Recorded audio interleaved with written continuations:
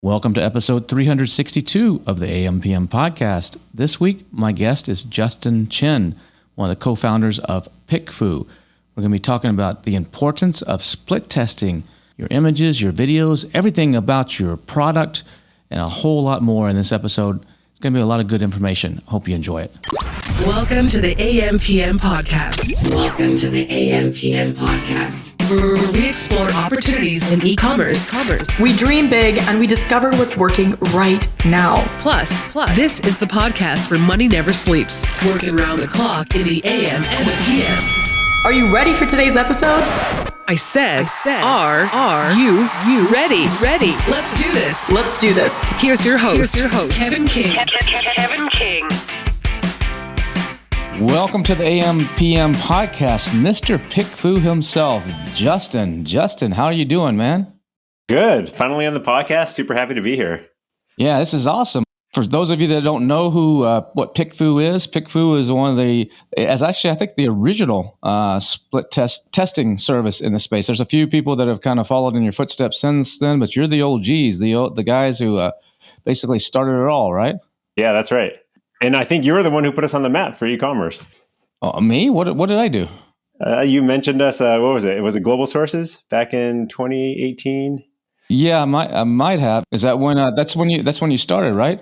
Well, so we started way before that, but we weren't really on the map for Amazon and e-commerce until I think you mentioned it, and then I think Manny mentioned it on this podcast, on the AMPM podcast, and then we definitely saw a lot more Amazon sellers coming in.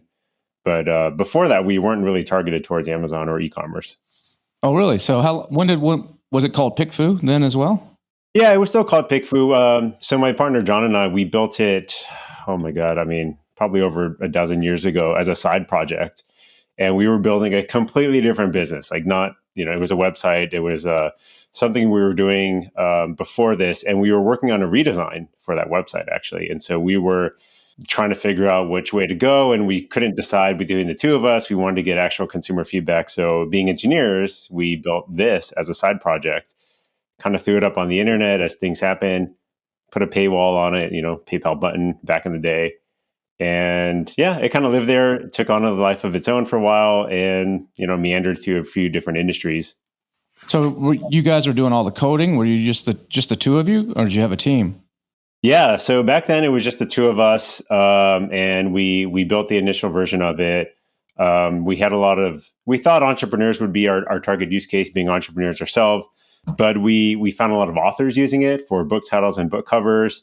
Tim Ferriss, 4-Hour Workweek, he was kind of famously talking about using Google Ads to test his book titles. And so people were trying to get more data driven about testing book titles. And so we had a lot of self-publishing authors and, using it to test that kind of stuff. So that was really cool. We have a lot of best-selling authors that use PickFu for that kind of stuff still today.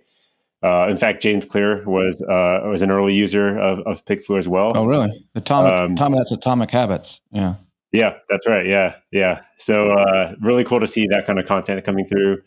And then it kind of meandered through, mobile gaming is an interesting space for us. A lot of just software startups using it. DuckDuckGo, if you know, the privacy search engine. Yeah. Gabriel, their founder, was one of our biggest supporters in the very beginning. Loves using it, and so they continue to use it on kind of almost every creative decision in their company. So whether it's ads or UX or anything like that. And when it first started, you were kind of jobbing out the backside because you got an army of people. We'll talk about that here in a minute that actually participate and help do this. But in the beginning, wasn't almost like a jobbing out to like a Mechanical Turks or something, and then you grew big enough to where you could actually start cultivating your own audience. Yeah, so we tried to stitch together. We did start with that, and then now we're stitching together the different panels and trying to bring kind of the best quality to our consumers without having to know like where that quality comes from. So for those of you that don't understand if you've never heard of PickFu, PickFu is basically a split testing service. It started out pretty basic where you could compare, two images. You could say, if like what he said with authors, they could say, which of these book covers should I go with? Which one looks more appealing? Or you can ask a question, whatever question you want, but you're trying to isolate rather than just asking your friends and family who are close to you and might not give you their honest opinion, or they're a little bit more jaded or this total strangers that don't know you from Adam, don't know anything about what you do, don't know your personality, don't know anything, and get their opinion. And it's not just vote for which one you like is best.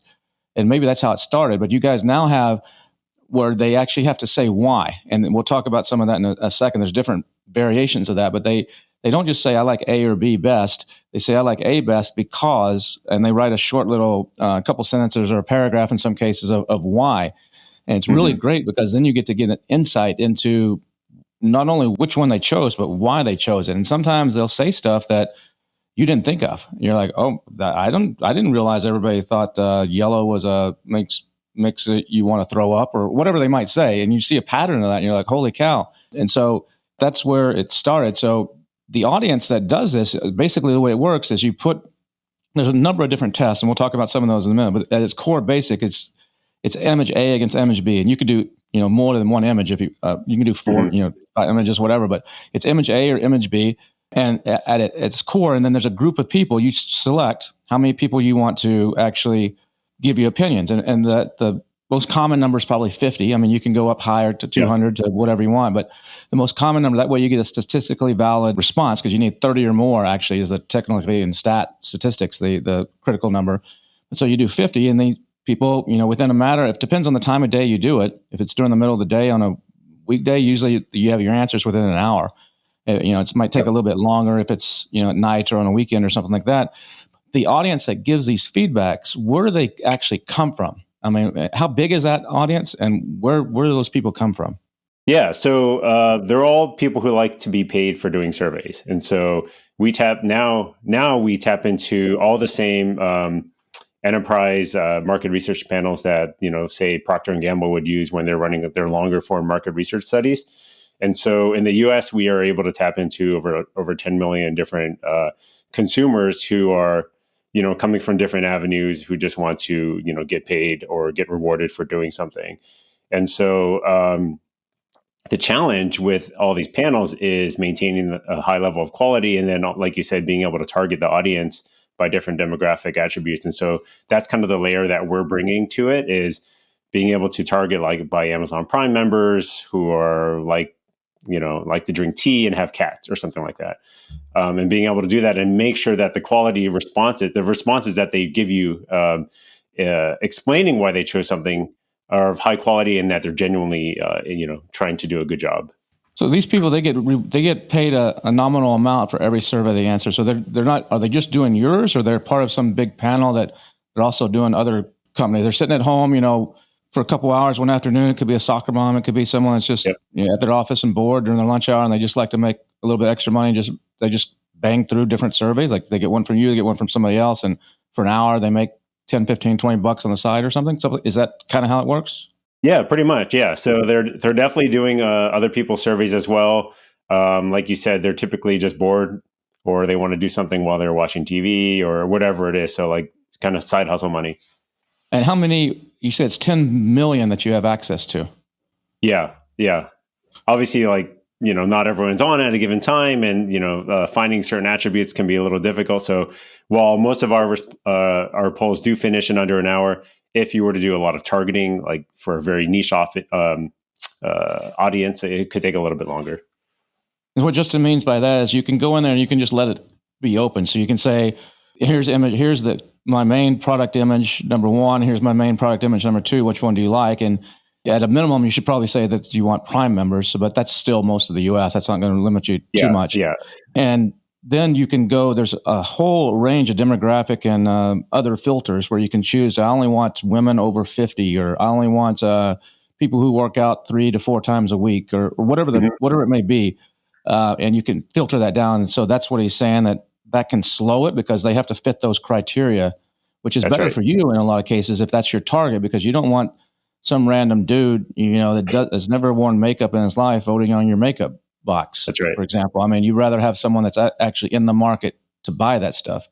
Now, do you have the ability to actually have people that actually have bought versus just that's their interest? Do you have access to like databases like, we know this person bought from Mary Kay Cosmetics or something, and you can't say exactly where, but can you overlay that so we actually know they're spending money on those things? We're not able to verify that. It is self-reported. So, but we do ask questions like, what are the types of products you've bought in the past 6 to 12 months? And so we do ask like kind of specifically, are you buying things in electronics category or pets or toys and things like that? But we're not able to validate it against their actual Amazon shopping history or anything like that. And so most of them, you said, you get the answer even if you do like 200, you get the answer within an hour in most cases? Yeah, I think if you do a general response poll, which is basically first come, first serve, it would probably be done in under an hour. And now you've expanded it now beyond just single images. You can test titles, you can test bullet points, you can test a number of things. Talk about some of the different options that are in PickFu for what are most commonly used. Yeah, so like you said, when we first started, it was for comparing two things, A versus B. A lot of times it was an image. It can be text, it could be video. We see animated GIFs a lot, or even audio. And so basically any kind of media format. For example, we've used it to test voiceover actors for videos or theme music, that kind of stuff. And so the head-to-head was the original one. We opened it up for up to 8 options. So when you're comparing, let's say, 8 variations of your logo, what actually happens is we ask the respondents to rank every single one. So they're not just choosing, I like, the 7th option out of 8. Because if they just chose one, you may not get to any kind of statistically interesting answer. You're just going to get like 12.5% or something like that. So by asking them to rank every single one, we're actually able to run an instant runoff, kind of like what they do in a lot of elections now, and you actually take into consideration their second place vote, their third place vote, and actually come up with a winner. It's our most preferred winner based off their ranking. And so that's kind of what we do when it's more than 2 options. If they rate it 1, it gets 8 points. If they rate it 2, it gets 7 points, and so on down. So you could have something that's rated number 2 by a lot of people that ends up actually being the best choice, not necessarily the one that got the most first place votes, because there might be the number 1 choice might have had 30 people like it, but a lot of people gave it a 7, but all those people, or vast majority of them, rated it number 2. That actually means number 2 is actually probably statistically better, right? Yeah. So that's why we kind of call it the most preferred, right? Like it's not horribly offensive, but like most generally liked by the audience. So, and it's worked out pretty well. The other way we actually do it is if you want, and this takes a little bit longer and does cost a little bit more, is we do a full round robin tournament where we'll actually do A versus B, A versus C, A versus D, A versus E, and all the permutations, and essentially do kind of like a tennis tournament, have them match up against each other. And the winner of the tournament is actually the winner. And that's a ton of responses. And we'll actually see a lot of our larger enterprise companies or, gaming companies who just want all the data. And that's the kind of test that they like to run.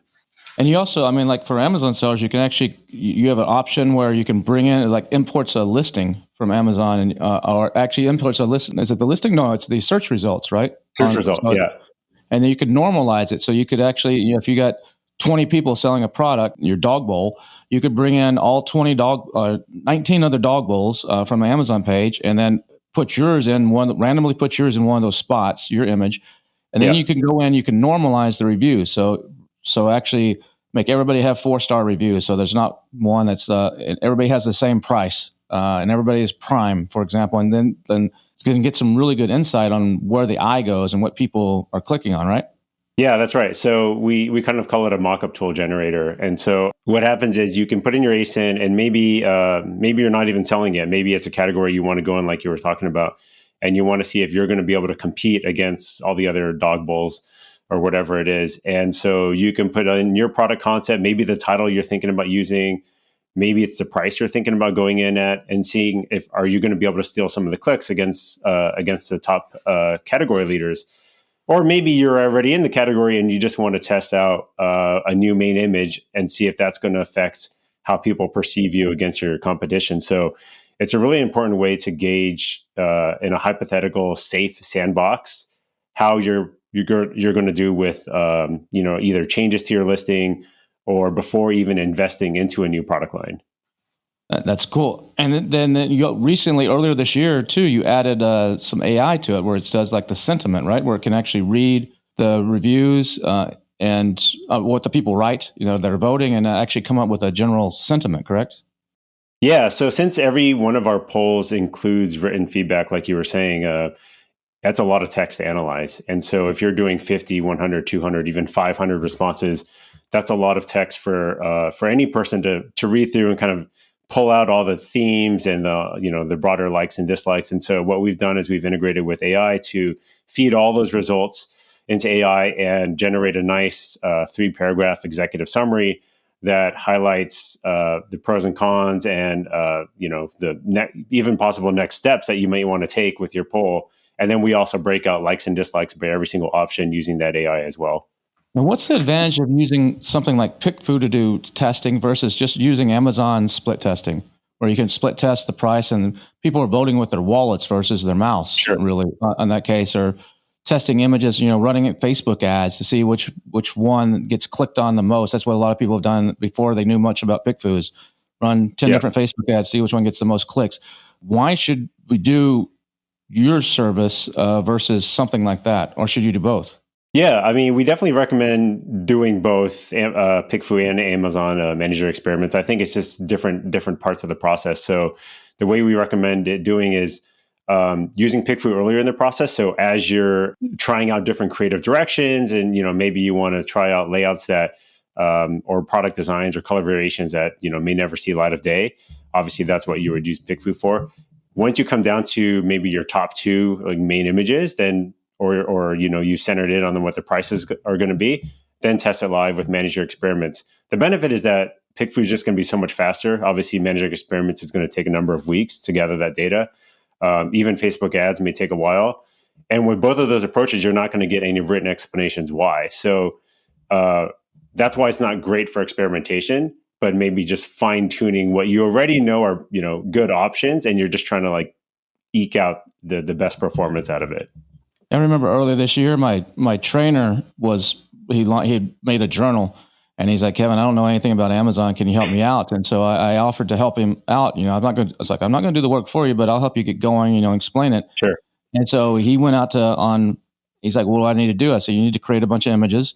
Gave him all the steps that he needs to do. So he went on Fiverr and found somebody and created a main image for him. And I said, one's not enough.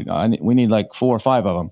So he had 4 or 5 of them done. Some of it was just slight color changes. Some of it was wording changes or layout changes, a way of showing it. And then we did kind of what you did. We didn't use the round robin option. We just did one after another, but we just pitted number 1 against number 2, and then number 3 against number 4, and then the winner of both of those. And then came up with a winner out of the 4. And then I told him, and he was happy. He's a little bit surprised, reading some of the comments like, wow, they didn't like this, and is a little bit surprised. But then we took it, and I just grabbed. I don't think I used the actual tool where you have the 20 or whatever it is. I just grabbed 4 thumbnails of competitors, the top competitors, the ones that are doing the best, that are kind of similar to him, and we just mocked up. We put those 4 against each other and said, which of these 4 would you like the best? And he came out I think he got, I forget the exact numbers, 6% of the vote, which was it was a shot to the gut for him. He was he was proud of this thing, and it's a nice thing, and I've seen it, I've held it in my hand, but people were just no, we like these others better. So we read the comments, like you said, and they said, we like that we can see this page, or we like that we can see this example or this color. So he went back and made a bunch of changes on it. And we ran the same thing again against the exact same competition. And this time, I think he went up to, I forget the exact numbers, 16 or 18, maybe 20%, somewhere around in that ballpark, which says that, he would like to have gotten, 70% of it.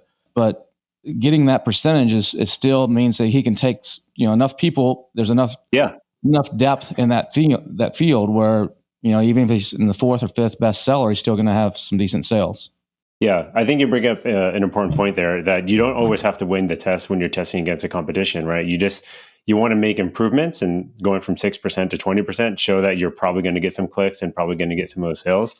And then secondly, an interesting way that a lot of people end up using us is that they come to test out their main image because they think that's the issue with their listing, right? I'm not getting the clicks, I need to test on my main image.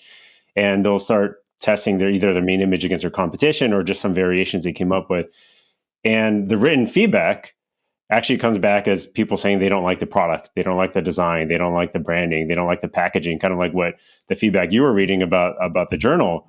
And then they realize, oh man, I should have been getting validation much earlier, before I spent, $10,000 on this inventory and having it sit in Amazon, just trying to optimize a main image. I should have been testing out my concepts, because, these hypothetical tests, if you do it early enough, will cost you almost nothing, right? Like you could just have your designer mock something up. You could use 3D renders. The whole point is to do these hypothetical tests before you invest a ton of time or money into a product line that, maybe is not going to do that well. And maybe you still would have done it at 6 or 20%, taking away from the competition. But maybe there's like 5 other products that, you also had ideas for that could do actually better. Maybe that's worth investing your time there. Yeah, I know someone using AI to do that. They're actually they're analyzing, products on Amazon. They'll say, "Hey, I want to do a new, a new dog bowl, for example, new slow feed dog bowl," and they'll go into AI and do prompting and actually engineer the image. That's cool. And then come up with a cool design there. Refine it a little bit mid-journey or whatever it is, and then they'll load that up onto PickFu and actually then compare it against the competition, and you do one of these competition comparisons with a number of the competition and see what people say. This is before they've ever contacted a manufacturer or anything. See what people say. And I know one person, I think, told me they have to get at least, what was the number, 50 or 60%, and they'll refine it. If they don't get that, they'll read what they say. They'll go back and have the AI re-render it. And based on what the people say, and then they'll come back and they'll try to get it to where if they can get 50, 60, 70% of the people to vote for them, they're like, okay, I think we can launch this product. And then they go and actually do the sourcing and everything. And so that's a great use of something like this for what's it cost to do 50 people? Like, I guess it depends on the poll, but $50 or something like that. Base $50, yeah. And so, I mean, you might spend a few $100 or maybe, even 500 or $1,000 if you're doing a lot of different testing, but that's a lot better than spending 10 grand or 20 grand on molds and making a new product and bringing it over just to find out that you can't compete. Yeah. I mean, I think the pairing of AI generation with actual human feedback is the perfect combination now, especially because, our humans are giving you that written feedback, and you're actually going to be able to have that actionable insight into what to then refeed back into the AI. Say, okay, like people don't like this color or this design, like just tweak it this way, like they said, and it's just going to hone in on something you're going to be so confident about going to market with. Now, you guys just do images, right? I can't compare videos, right? You can do videos, yeah. So you could do a video. Is there a length maximum or anything, or how does that work? You just upload it directly. I think 30 seconds is included with any basic poll, and then it will just kind of prorate it if you go over that. So if it went to 2 minutes, it would probably cost 4x as much. So yeah, you could do comparison to video, or you could just upload a video by itself and then ask people, what do you think about this product concept? Maybe it's like a 3D render spinning or something like that, or whatever it is. But can I compare 2 videos to each other? Like how do I know they actually watched the whole video? That's a little more difficult. Yeah. So we're working on doing some tracking around that, but we do make sure that they have enough time to watch all the video. And then you can probably tell by the responses as well. So if you depending on how you phrase your question, you could probably get them to elaborate on like what's some of the specific things that they like or dislike about each video. And you also have, speaking of video, I mean, you actually have an option where you can kind of eavesdrop in on someone's thought process. So they do like a screen capture video as they're walking through the product and then scrolling up and down and they're commenting. So you can listen in to what they are saying, right? That's right. Yeah. So we do have a screen recording capability where you might just want to get people to talk through either them looking at an image or a listing or whatever it is, because there's definitely different thoughts that you surface when you just get people to freeform as opposed to just writing their final a written explanation. And so that's a really interesting way to kind of get into people's minds. And then of course, at the end, we'll continue to do that AI summary to kind of synthesize all those, random thoughts that people had. So I don't have to go listen to a bunch of grandmas and people with accents and whatever talking. The AI will take transcripts and summarize it for me. Yeah, exactly. Yeah. So you can just go look at the whole summary and gather all their thoughts in one place.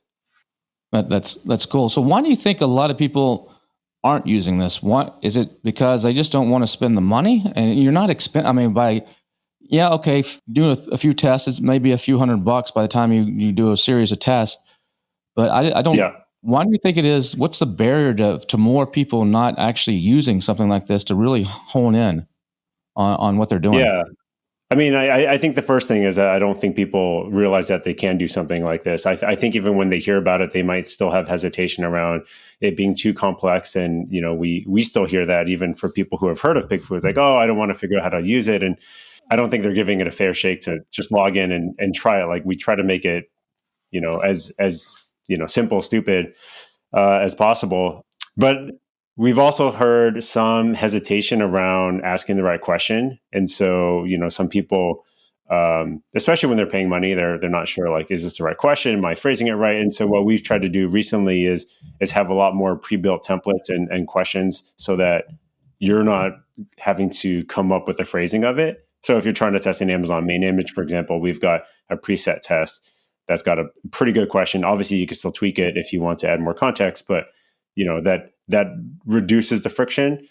Yeah, and then I think there's, like you said, I think the costs as any entrepreneur or Amazon seller, like they're watching like every single dollar that they spend, and I think there's hesitation in just adding yet another thing that they might potentially have to pay for. We've tried to reduce some of that friction as well. We're lowering the minimum number of responses. I know you mentioned 30 and 50 responses as being more significant, but in our minds, something is better than nothing, at least getting some directional feedback. So you can go as low as 15 responses. So that might be only $15 to you. And we were experimenting with some $5 combos. I know that you saw where it's only 5 responses. And while you wouldn't want to make a huge decision based off 5 or 15 responses, it's still interesting to hear 5 people to give you feedback, right? Like if you were going to go into a coffee shop, you probably would only talk to 5 to 15 people anyways. And so getting the thoughts from those kinds of strangers is still going to be helpful, right? Because there still might surface some objections or whatever it is. And maybe enough to give you the confidence to spend 50 to get a little bit more significance. And you said that some people are worried about asking the right question. What are some tips you could give to make sure you do ask the right question? What are some phrases that you shouldn't do or that you should do to really make sure you're getting solid data? Yeah, definitely try to be as plainly worded, I guess, and unbiased as possible. So, and simple. So obviously don't ask a ton of questions. Ask one question. One of the most common ones is, which one would you buy? Obviously that's very generic. Or which one would you click on? You could add a little bit of context. So if you were shopping on Amazon for a teapot, which one would you buy? And that might give the appropriate level of context without skewing it too much. What you don't want to do is you don't want to tip your hand and let them know which one is yours. Why wouldn't you buy the red one or something like that? It's too leading, right? So just try to be as plainly worded as possible. And then I guess the other tip would be the targeting is something that's great, but it could also be a downfall for some people. I think some people target too granularly and they have such a narrow view of who their end user of the product is, but not necessarily who the buyer is. And so I would keep that in mind, right? Because, for example, men's products, maybe you have something that's strictly for men, but if you look at your brand analytics, maybe it's actually women who are buying it, right? And so you need to know who's actually buying it. Maybe there's different times of year where the men are buying it, other times of year the women are buying it as gifts, and so those kinds of things, or just being too narrow about thinking about who cooks in the kitchen or something like that, right? Maybe you think that only women cook in the kitchen, but maybe a lot of men are actually buying this product or whatever it is. So, I would be careful about being too targeted. Obviously, like you said, if it's makeup or something like that, and it's makeup for women, then you can be a little bit safer about that. But try to use as much data if you have analytics as possible to verify that the right targeting. Is there a way to actually test to see? Do you have an option to where you can segment the responses by demographics as well, right? I think that's in some of the PDF reports you can download. It'll show you if certain age group liked it more than another age group, or a certain gender liked it more than another gender, or something like that, right? Yeah, that's right, actually. So there's kind of two aspects to demographics for our poll. So the first one being targeting who actually answers it. So that would be restricting who can actually see it and respond. So if you only want men to answer, that's the first option. The second aspect of it is we actually ask a bunch of demographic questions to allow you to segment the responses and also get to know your respondents. So those would include like, age and gender, income, or any of the other traits that you can target by. But say you just want to know about if they use makeup or if they like to cook in the kitchen or if they have pets. And so what will happen is they'll not only give the written explanation, but they'll give all that demographic information. When you hover over every response, it'll tell you the demographic profile of that person. So you'll know that it was a male who has, dogs and loves to drink tea. And then we have demographic charts where you can then filter and segment like, oh, okay, so all the men liked option A, all the women like option B, all the tea drinkers liked option C. So that might be an interesting way if you don't know who your product is going to resonate with. We've actually seen some customers run larger polls, 200 or 500 responses, general audience, just to see like, okay, I'm really not sure who we should target. I just want to see who this is resonating with. Maybe it's a product concept, really early stage, and they just want to see who they can start targeting afterwards, right? So just doing it very broad first. What's one of the weirdest things you've seen someone test? Weirdest things? Something you're like, what the heck is this?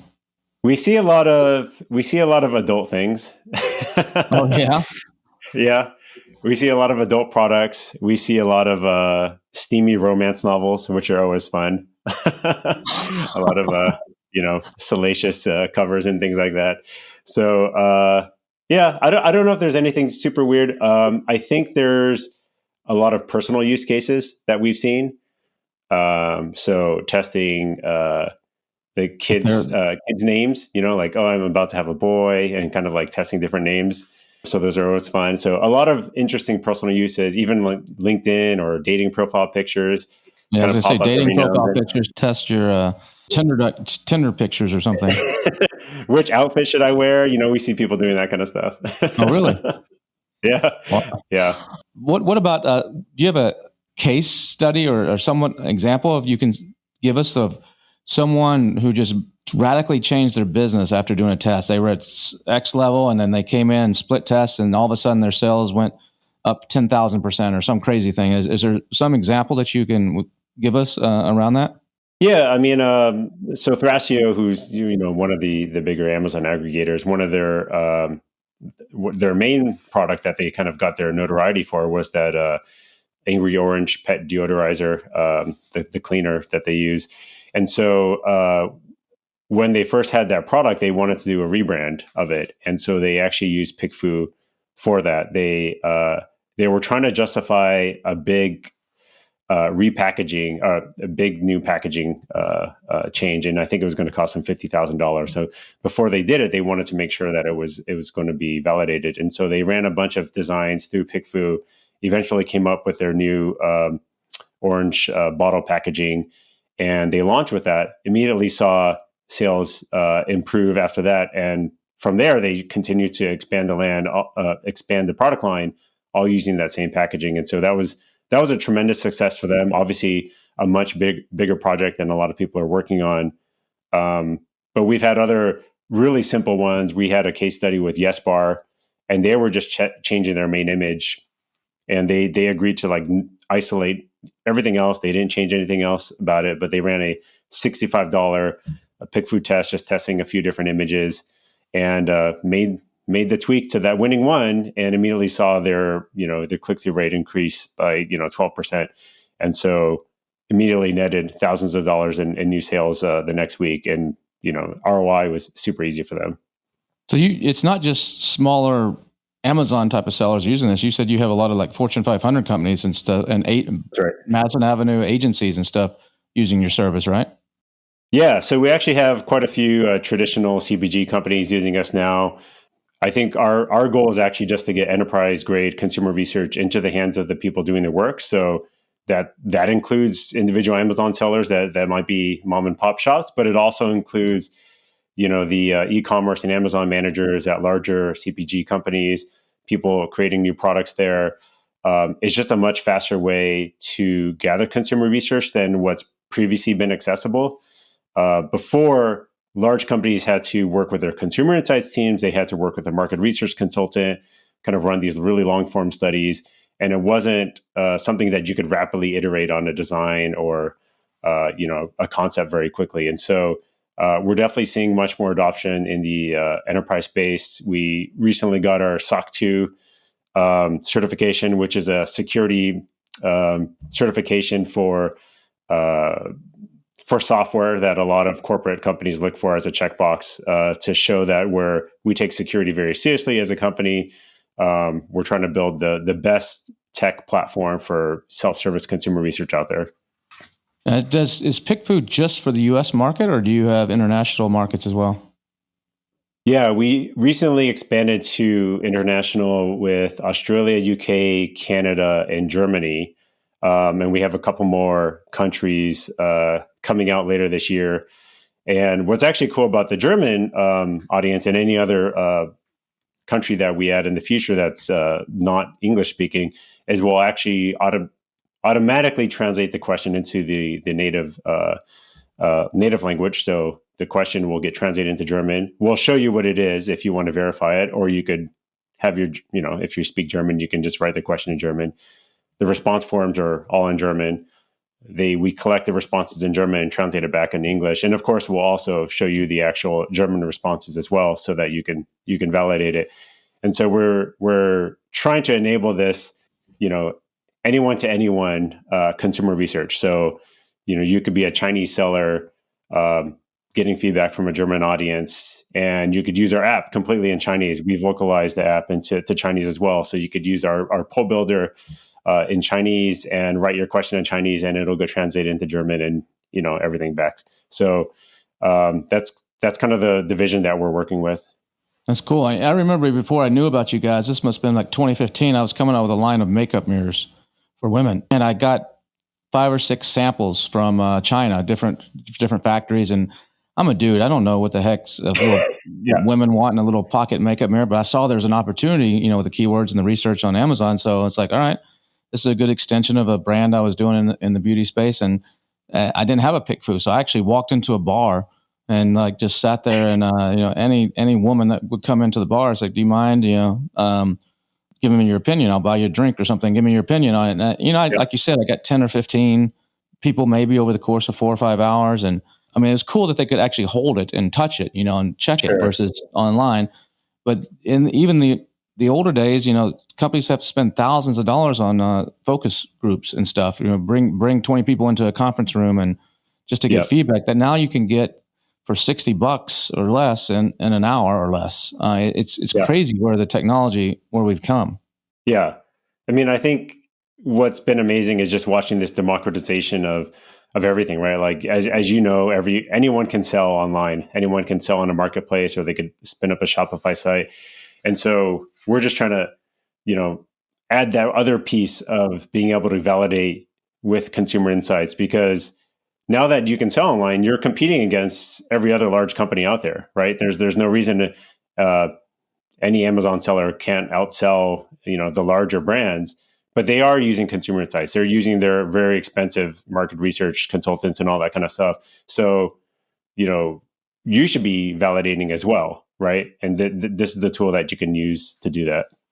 So I can test, you said earlier you can test video. So I'm just brainstorming here. So if I've got a spokesperson, and I have a male spokesperson, a female spokesperson, a country hillbilly, a proper nerd or whatever, and I create the exact same video with the exact same script, but all I do is just change out the person. And this could even be an avatar using AI or something. I mean, who knows where that's going to go, and I can do a test to see which one resonates best with the audience. I could do something like that as well, right? So who's the most believable, for example, whoever they believe is the most believable or something. I can do that. Yeah, that's a great test. Yeah. So voiceover actors, actual hosts of videos, theme music. When we advise people who are testing video, we try to get them to test different components of the video before they compose like that final thing. And then, it's just like a product, right? You want to get feedback as you're developing it. So, we've even seen people test storyboards, actually. It'll be like literally hand sketch storyboards of like, oh, here's like the shot by shot of what I'm going to be doing. What do you think? And it's really cool to see things at that idea stage. Even text ideas, it doesn't have to be anything that's actually 3D rendered or, actually photoshopped. Like it could be pretty raw. Is there an NDA that the people who are participating, the voters, signs that they can't, like if I did something like that how do I, some people are going like, well, if I show this prototype of what I'm doing, what if they just copy and steal it from me? That's going to be a worry of some people. Yeah. So they agree to a non-disclosure agreement before they are even able to see the test. So that is, that's kind of the best that we can do. Obviously people can breach that, but we've never had that issue in the past. And we've worked with a lot of pretty sensitive IP at this point. And so I think I know that every entrepreneur has that worry. Obviously as entrepreneurs, we have that worry, but I think after you've been in the game long enough, you realize that everyone wants to execute more on their own idea as opposed to going and stealing someone else's idea in most cases. But I can't really say it's never going to happen, but we do take as many precautions as we can. Is there something like with AI where you've done thousands, if not tens of thousands or hundreds of thousands of tests where you could actually make recommendations yourself? Or if I ran a test and here's 50 people gave me their feedback, that's great. But could you then say, okay, Kevin, here's a dog bowl. We've ran tests for 37 other dog bowls in the past and analyze that and combine it with what my people said and then make suggestions based on that, like, some sort of AI suggestions or something based on that? Is that something that could be possible? It's definitely possible. Yeah, I won't make any promises, but it's definitely possible. It's a good idea. Yeah, I mean, there's a lot of cool stuff that you can do, or even where you could jump on a call, like like we were talking about the focus groups of old, where you sit in a conference room or something, where I could even just poll. I'm just brainstorming here, but something that I would find cool is like, let's get 10 people on a 15-minute Zoom call. And so that I can hold it up and show them 3-dimensionally, or I could even send it to them. I can hey, you want a free product? Go, here's a code or whatever to go get it on Amazon or somewhere. And okay, go order it now, or I'll send it to them. You can pass their address or whatever, and then give it some time to be delivered. And then we say on Tuesday, at 8:00, we're going to meet, and I'd be willing to pay them better money for that, so they have it in their hands. Yeah. And it's a live group thing. And I think you could, depending on the product, you might not want to do that for all products, but something like that could be really, really cool too. Interesting. Yeah, for sure. I mean, I think there might even be ways to kind of approximate that with different AI models and, interaction mechanisms. So a lot of interesting opportunities now. Yeah. So the important thing here is, what's the most important message to get across, whether you use PickFu or something else? Why should you be testing? The thing that I want to emphasize the most is definitely that people should be testing. I think it's just a way to de-risk your investment.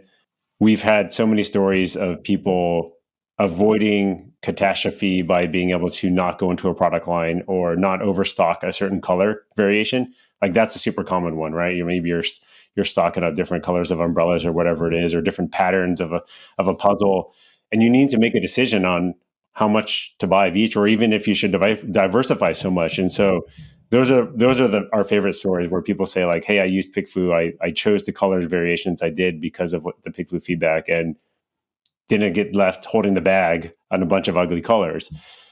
So it's such a risk minimizer that it's kind of a no-brainer. And of course, it's going to improve your sales, right? Like it's by minimizing risk, it's going to improve sales, both by better product selection and product development, but also through things like main image and A+ content, all that other stuff that you can improve. So whether you use PickFu or something else, or actually going to the bar or the coffee shop, it doesn't really matter. You just need to get some kind of feedback from your target consumers, because as any entrepreneur knows, your friends and family, they stop giving you useful feedback after a few times of asking them. And they're honestly probably not even your target audience. So you do need to get some actual strangers to give you feedback on things. Well, awesome, Justin. This has been great. If people want to reach out to you or find out more about PickFu, what's the best way for them to do that? Yeah, definitely check out the website, pickfu.com. We have a very helpful customer success team there as well. So if you need any help, just ask on the live chat. You could also hop on a strategy call with them for free.